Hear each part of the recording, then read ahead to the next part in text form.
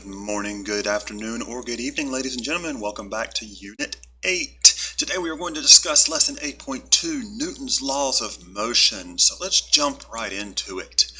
Now, you've heard of Isaac Newton. Of course, we talked about him the other day. Isaac Newton's name is used as a unit of force. And the reason that he's honored with that is because he came up with three fundamental laws about the way that forces affect the motion of objects. So let's start with this first law. This is often called the law of inertia. You've probably heard of it before. It says that an object's velocity will not change unless there is an unbalanced force. And we talked about what constitutes an unbalanced force. This is when either one force is acting on an object that is not opposed by another force, or maybe there are multiple forces, but they're not set against each other. So in other words, there is an overall or net force. So if an object is sitting still, it will continue to sit still unless you apply an unbalanced force, which will cause the object to start moving. And if the object is already moving, it will continue to move in a straight line at a constant speed unless you apply an unbalanced force, which will change its velocity. So it's very important to understand this concept. An unbalanced force does not necessarily strike that. An unbalanced force causes an object to accelerate. Now remember, just because the forces on an object are balanced, that doesn't mean the object isn't moving at all. It could be moving, but it cannot be accelerating if the forces are balanced. So if it is moving, then it is moving in a straight line at a constant velocity. So let's take a look at some situations. In the first situation, we have an object that is starting off at rest and the forces acting on the object are balanced. And as we see, the object just continues to sit still. It doesn't move because there's no net force causing it to accelerate. In the second situation, we'll have an object that when I click the play button, will start moving to the right and there are still balanced forces acting on it. So you can see that the object's velocity does not change. It continues to move to the right at a steady rate of speed. In the third situation, we'll have an object that is initially at rest, meaning it's starting off not moving, but there are unbalanced forces to the right. You see that the force pulling to the right is bigger than the force pulling to the left. So there's an unbalanced force. And we see that as time passes, the object accelerates to the right, its velocity increases. Now in this situation, we'll start with an object that is already moving to the right. This time there are unbalanced forces pulling to the left. And we see that as time passes, the object slows down and stops. And if this animation were to continue, then the object would eventually start to accelerate back towards the left. In this last situation, we have an object that is starting off initially moving to the right, but there are unbalanced forces, this time not in the same direction that the object is moving, but at a 90-degree angle. So we will see the object will continue to move to the right, but as it does, it will also accelerate upward. So the concept of inertia is basically how much an object resists accelerating. And the more mass an object has, the more inertia it has. That's why if you go grocery shopping and you only have a few items in your cart, it's quite easy to push the cart and make it go faster. But if you have a month's worth of groceries in the cart and the cart is very, very heavy, then it is much more difficult to cause the cart to accelerate. The cart has much more inertia because of its increased mass. This brings us to Newton's second law of motion, which is also called the law of mass and acceleration. Basically, Newton's second law tells us that the more force you apply, the faster an object will accelerate, but the more mass an object has, the less it will accelerate for a given amount of force. So let's take a look at some comparisons. Here we have two rockets that have the same mass, but one rocket has a much bigger engine and therefore is going to experience a much greater force. So if I was to ask you to predict which of these two rockets would accelerate faster, hopefully you would guess that the rocket with the bigger engine, which experiences the greater thrust, will accelerate faster than the rocket with the smaller engine and smaller thrust. Now let's change the situation. This time both rockets have the same size engines, so they will experience the same amount of thrust, but the rocket on the bottom has a much greater mass. Now if I ask you to predict which rocket will experience a greater acceleration, hopefully you would guess that the rocket with the smaller mass will experience a greater acceleration if the same force is applied to both rockets. Newton's second law can be summarized in an equation. The acceleration of an object is equal to the net force being applied to that object divided by the object's mass. So as the net force increases, so does the acceleration. If you increase the mass, then you increase the denominator, which actually makes the acceleration smaller. And of course, we can plug that number into one of our famous triangles, which shows the relationship between the three variables. A is equal to F net over m. If we wish to, we can rearrange the equation to get F net is equal to mass times acceleration. Or we can solve for mass. Mass is equal to net force divided by acceleration.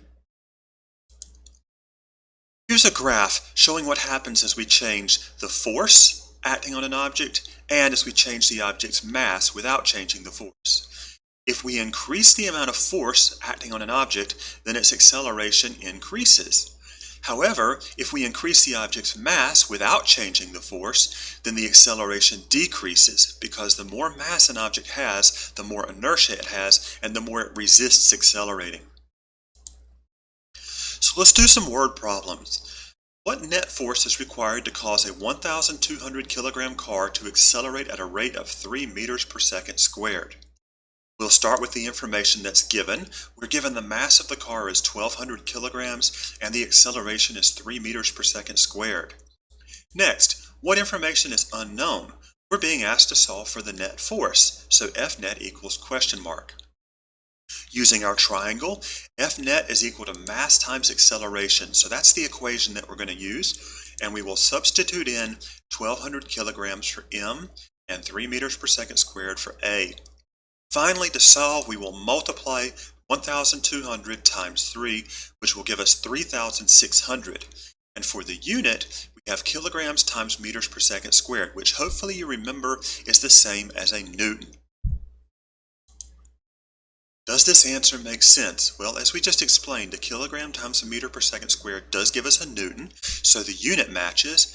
And also, a 1,200 kilogram object is going to have quite a bit of inertia, so to cause it to accelerate at this rate, it would require a large force. Next, let's calculate the acceleration if a net force of 300 newtons is applied to an object whose mass is 15 kilograms. Again, we start by listing what we know. We know that the net force is 300 newtons and the mass of the object is 15 kilograms. Make sure you write F net equals 300 newtons and m equals 15 kilograms. This will help us out in a minute when we have to substitute. Next, what information is unknown? We are being asked to calculate the acceleration, so A equals question mark. Next, let's find an equation. Well, we're solving for A, so we'll use F net divided by m, net force divided by mass. Next, we substitute. The net force is 300 newtons, so we plug that in on the top. The mass is 15 kilograms, so we plug that on the bottom.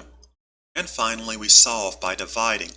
300 divided by 15 is 20.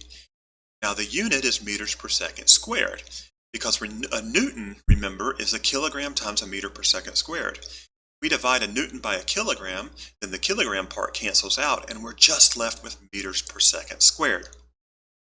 And that's fortunate because we were trying to solve for acceleration, and hopefully you remember from a few units ago that the unit for acceleration is meters per second squared. Finally, Newton's third law of motion, which is often called the law of action and reaction. This law simply says that forces always come in equal and opposite pairs. You may have heard it as for every action there's an equal and opposite reaction, which is just another way of saying the same thing. When you push against an object, the object always pushes back against you with the exact same force, but in the opposite direction. Or if you pull against an object, then the object also pulls against you. Newton's third law is the reason why a gun, for example, kicks back after it's been fired. The force that propels a bullet out of the gun's barrel also kicks back against the gun. It's also the reason why it's possible to swim in a pool. It's possible for birds to fly or for rockets to fly in outer space. In the case of the swimmer pushes back against the water with their arms and legs, and the water pushes forward against the swimmer. The goose, or the bird, this may not be a goose, but the bird pushes down against the air. and the air pushes up against the bird's wings. And a rocket actually pushes back against its own exhaust. It burns a mixture of fuel and oxidizer inside of the rocket's body, and as that escaping mixture of hot gases gets pushed out the rear end of the rocket, Newton's third law says that the rocket in turn is pushed in the opposite direction. Newton's third law also applies to objects that are orbiting each other in outer space.